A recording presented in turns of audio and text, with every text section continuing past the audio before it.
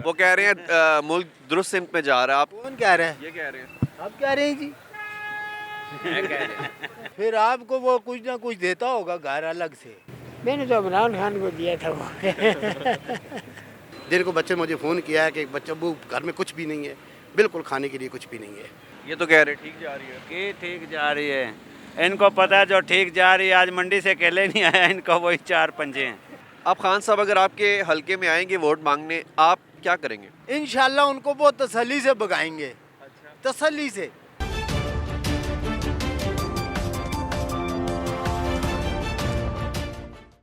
बिस्मिल्लाहिर्रहमानिर्रहीम, अस्सलाम वालेकुम। आप देख रहे हैं जर्सर न्यूज़ में, हूँ आपके साथ अबू हुरैरा। नाज़रीन, इमरान खान साहब की हुकूमत को 4 साल तकरीबन हो चुके हैं। 1 साल मज़ीद रह गया है इलेक्शंस का। और यहाँ पर आवाम जिस तरफ से कोविड के दौरान महंगाई का शिकार थी और जिस तरह से महंगाई से गुज़र रही थी, अभी भी वही महंगाई है, महंगाई उसी तरीके से बरकरार है। यहाँ पर जो कमज़ोर तरीन तबका है, यहाँ पर हम उनके पास मौजूद होंगे आज और हम उनसे पूछेंगे कि क्या सिचुएशन है महंगाई की, किस तरह से वो जो है महंगाई के हवाले से किस तरह से दो चार हैं।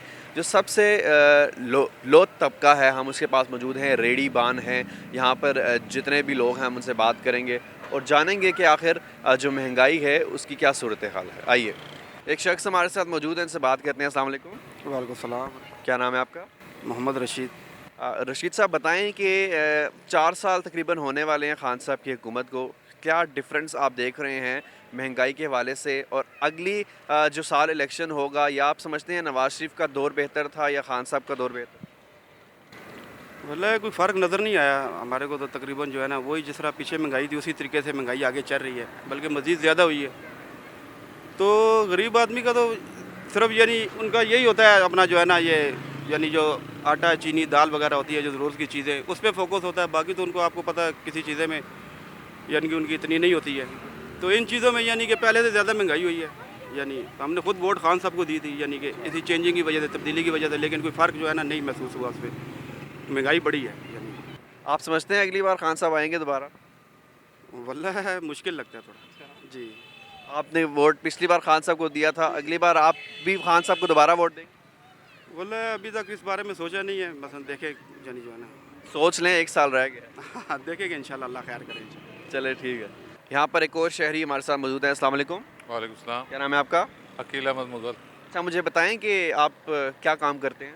मैं बेटा ये रक्षा चाहता हूँ। अच्छा, तो महंगाई के हवाले से बताएं कि 4 साल होने वाले हैं खान साहब की हुकूमत को, 1 साल रह गया इलेक्शन को, क्या डिफरेंस देख रहे हैं इन 4 सालों में महंगाई का? नवाज शरीफ के दौर में महंगाई ज़्यादा थी या खान साहब के दौर में महंगाई ज़्यादा है? खान साहब के दौर में महंगाई ज़्यादा है, अच्छा, क्योंकि इसने आते सार ही ये कहा था कि बड़े बड़े दावे किए थे कि मैं ये कर दूंगा, मैं वो कर दूंगा। इसने गरीब के मुंह से नवाला छीने, गरीब को दिया कुछ नहीं है। और ये कहता है जी कि मैं ये करूंगा, मैं वो करूंगा। जो अपनी इज्जत की हिफाजत नहीं कर सकता, वो दूसरों की हिफाजत क्या करेगा?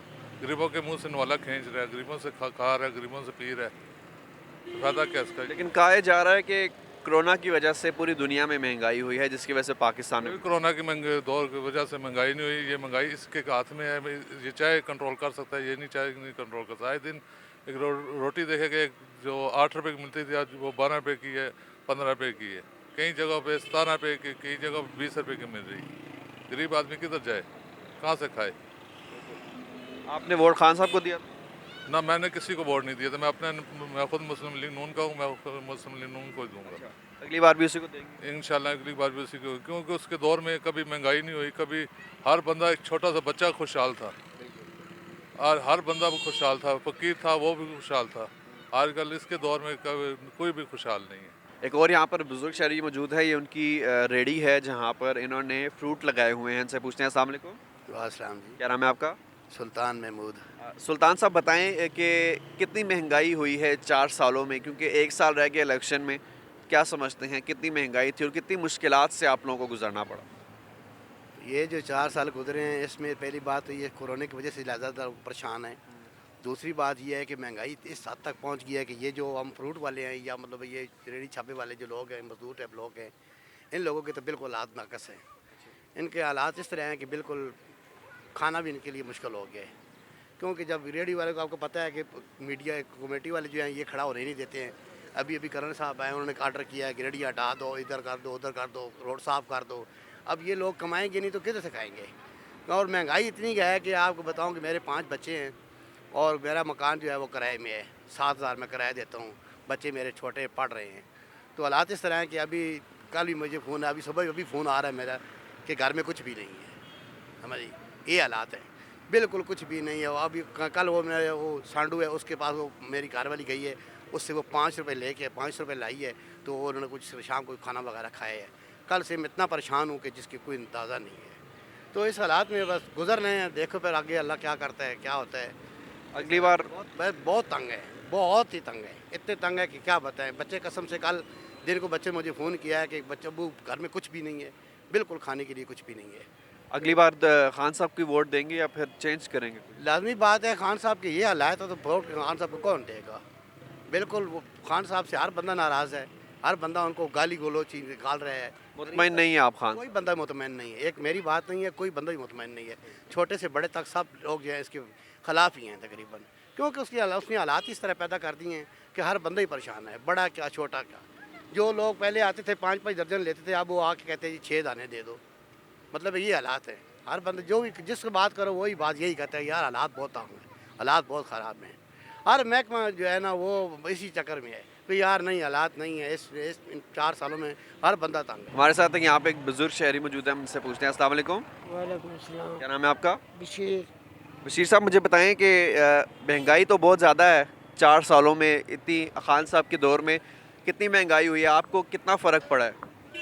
तकरीबन 1 रुपए की चीज़ 2 रुपए में फ़र्क पड़ गया, रुपए की चीज़ 2 रुपए की हो गई। नवाज शरीफ के दौर में जो चीज़ रुपए की थी वो अब 2 रुपए की हो गई है। 2 रुपए। तो क्या आप समझते हैं कि रहेगी ये हुकूमत, अगले साल दोबारा आएगी?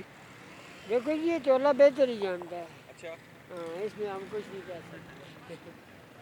अल्लाह बेहतर। चाहे इज्जत दे अल्लाह, जिसको चाहे जिल्लत दे अल्लाह। आपने किसको वोट दिया था? मैंने तो इमरान खान को दिया था वो। अगली बार नहीं देंगे?